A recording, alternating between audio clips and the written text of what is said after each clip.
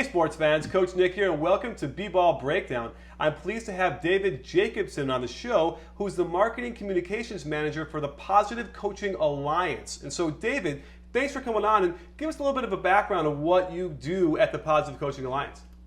Well, Nick, first of all, thanks for having me and all the great stuff you've been putting out for a long time now. Really appreciate the opportunity.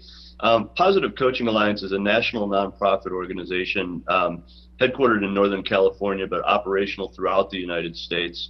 And essentially, we are striving to make youth and high school sports a positive character building experience for all youth and high school athletes.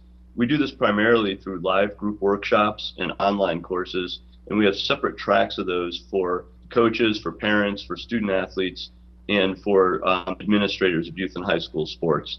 These are accompanied by books, by a lot of the web and email communications in which I specialize as a marketing manager for PCA. I'm also a PCA trainer, so I'm certified to lead our workshops, and I'm a basketball coach, having worked through third grade up through JV of high school over the last 8-10 years. I did a lot of time with middle school. Coach some baseball and softball, but hoop is really my thing.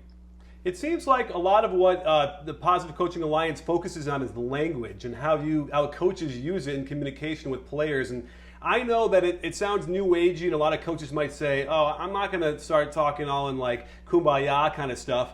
But tell us a little bit of an overview of some of the things that you guys stress when you are getting together and helping coaches improve.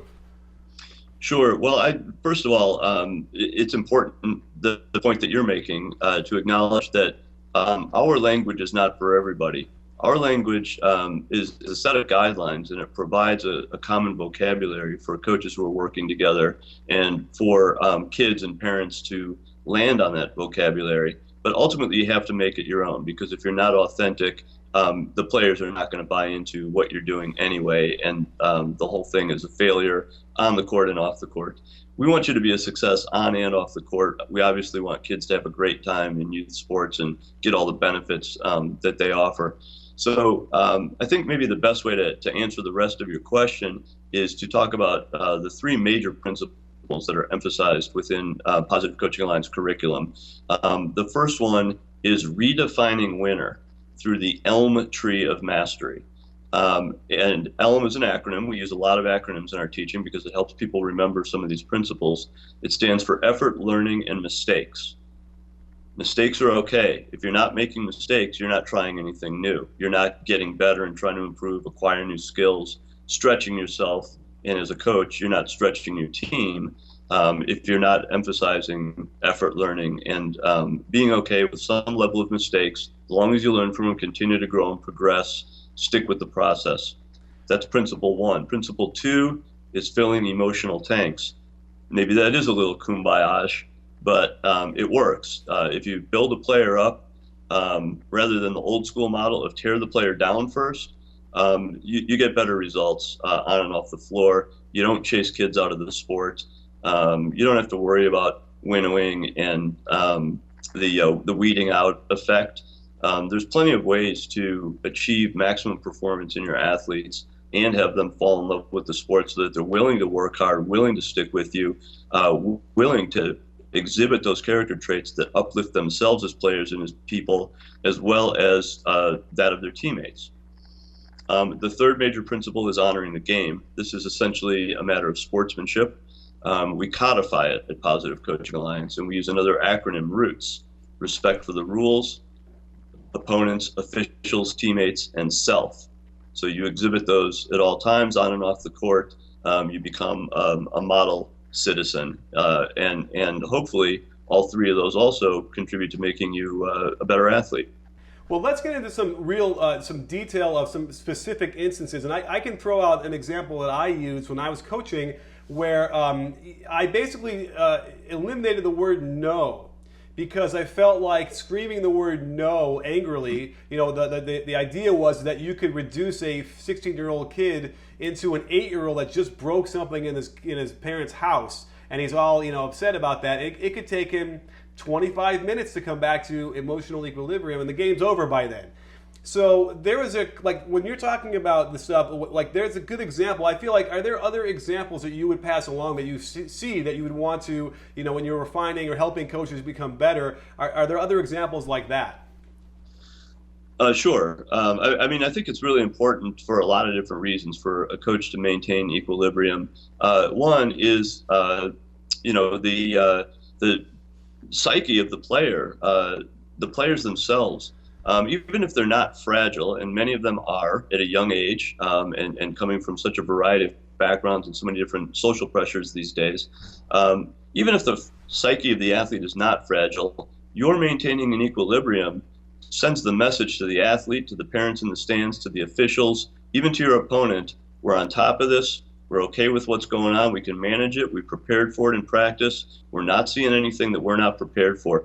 And conveying that message alone is going to have an impact on the final score of the game, and an impact on the level of enjoyment that the players experience in practice and in games. Even those players who are sitting on the bench are at least not sitting there embarrassed by their coach, embarrassed by wearing the same uniform of this raving lunatic, hopping around and making a fool of himself and a fool of his players. And how widespread is the Positive Coaching Alliance? Are you across all states and all levels of play? Yeah, so we essentially are focused on athletes ages 5 to 18, so pre-college. We do a little bit of work with colleges, but the typical Positive Coaching Alliance partner for whom we train coaches, parents, athletes, and administrators is a freestanding youth sports organization or school. We do about 1,500 of these workshops per year. They do tend to be focused in the dozen or so major U.S. markets in which we have on-the-ground employees and trainers and infrastructure. But we deliver an awful lot online as well, so any coach, parent, or athlete can take one of our courses online. And we also will send a trainer to any part of the United States and well beyond in order to deliver our live curriculum. These are essentially 2-hour workshops where we, accompanied by PowerPoint and by video and by books, deliver some of the same messages that I've already been talking about, but in much greater detail and with a high level of interactivity among the coaches or parents in the room. What are some of the more common things that you see that you feel like need to be corrected when you see coaching out there, like in the basketball world?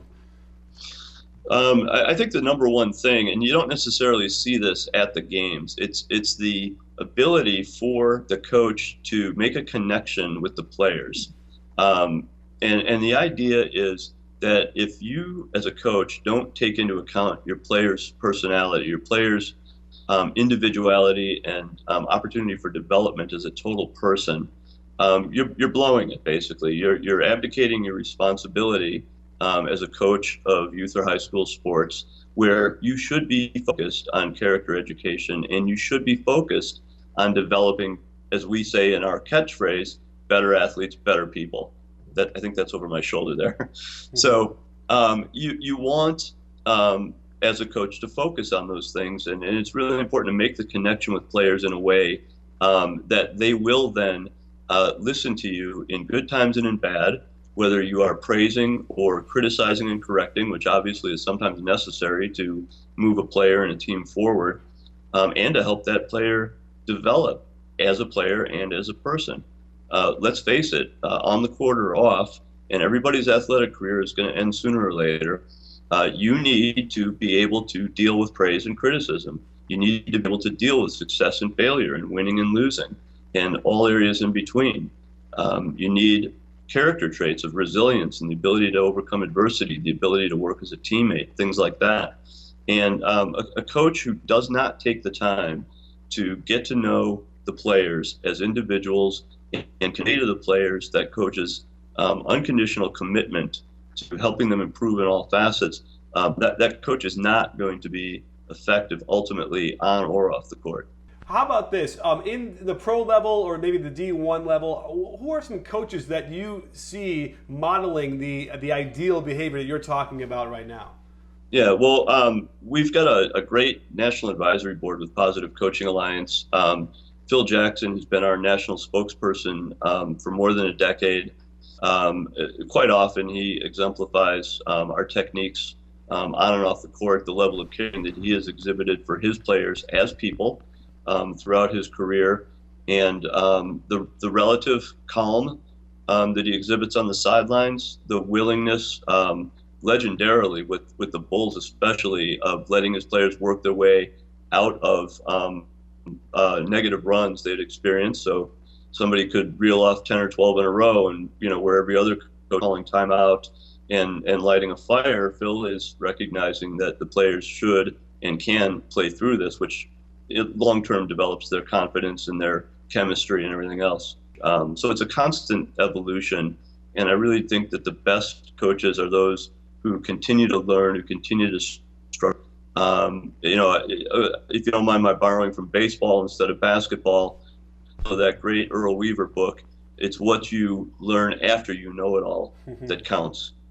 That's right. Well, we learned quite a bit in this conversation. I'm excited to have brought you on and shared a lot of your philosophies, because they're very important, and we're going to continue to do a lot more of analysis on the coaching itself, the communication part. So thanks, David, for coming on, and we appreciate it. And don't forget, sports fans, at B-Ball Breakdown, we're not a channel, we're a conversation. You in? Are you in, David? I'm in. Thanks so much, Nick.